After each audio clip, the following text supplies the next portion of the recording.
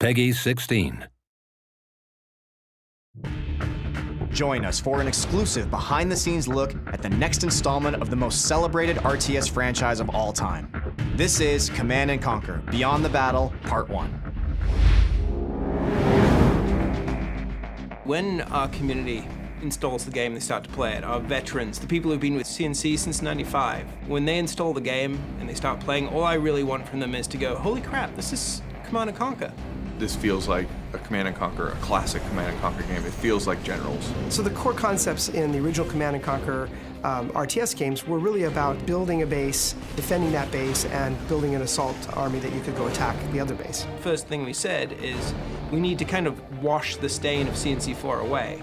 And to do that, you really have to get back to your roots, to get back to what it was that made your fans in the first place. Well, to me, the roots of Command & Conquer are always about base building that doesn't feel like a chore, harvesting that doesn't require your full attention, and a focus on fast action and lots of viable strategies in the actual combat.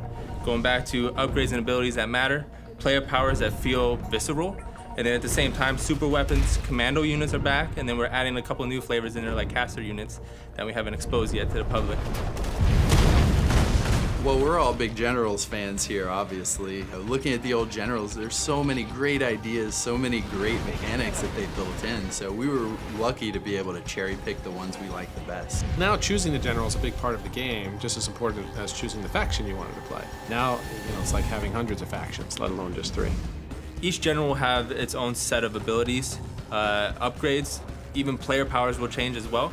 Also, units will be dynamically taken out and different ones will be put in based off of what that niche of the general is. The new generals that we're adding to the armies are really going to keep the gameplay fresh, right?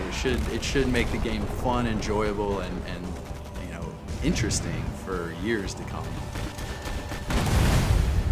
So what I really find exciting about the next Command & Conquer is that this is a product that's going to be aimed directly to consumers, going directly to consumers and appealing to them for the success of the product, but more importantly for the feedback. So fan feedback and metrics are absolutely amazing now in a connected environment.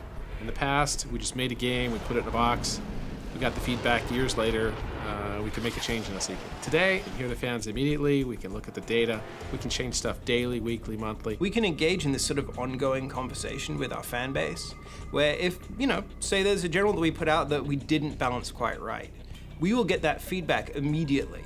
It's not like we're gonna be like, okay, well, when we do the expansion pack or in a patch in 3 months, we'll fix this. It's gonna be one of those things where we kind of grow together, and that's what we want to kind of breed. It's a live product, and we want to make sure that the community at the core is part of that rendition of making this game better. This is ultimately the fans' game, and we're looking forward to making the game better with them. Absolutely, I'll play the new Command & Conquer when it comes out.